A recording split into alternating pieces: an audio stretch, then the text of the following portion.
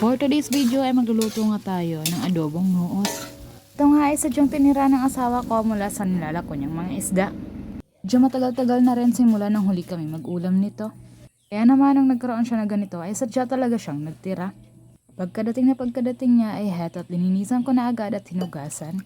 Alas 11 na kasi ito ng tanghali at maya lang ay paniguradong darating na ang mga estudyante ko.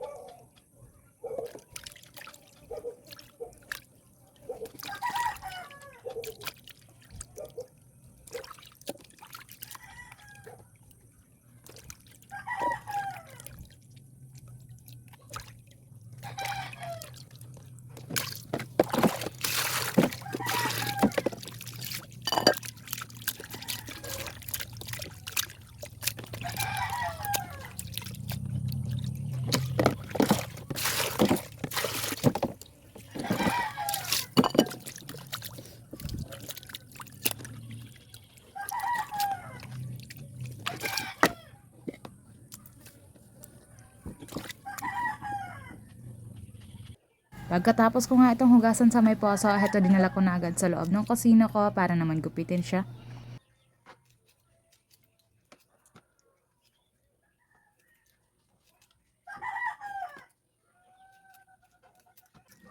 Ganyan nga lang kaliit ang ginawa kong gupit dyan.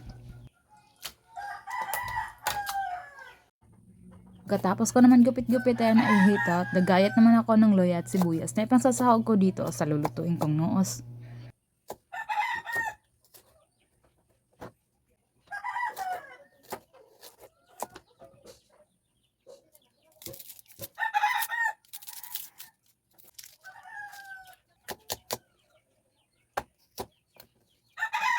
Pagkatapos ko naman silang gayatin ay at agad ko naman silang sinarang agad.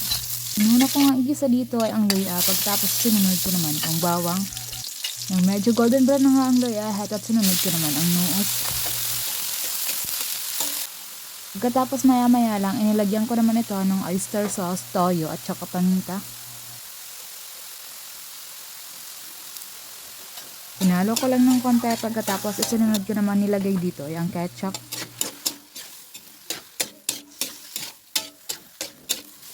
At maya lang ay naglagay naman ako ng magic sarap.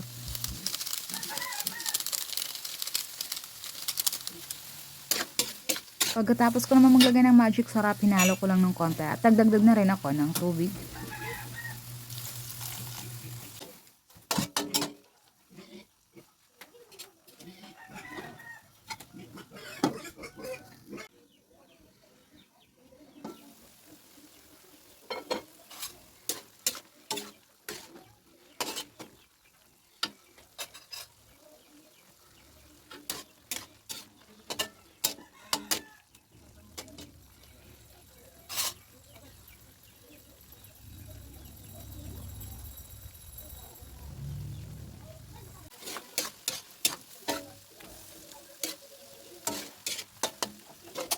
And after 20 minutes ay luto na nga itong ating adobong noos.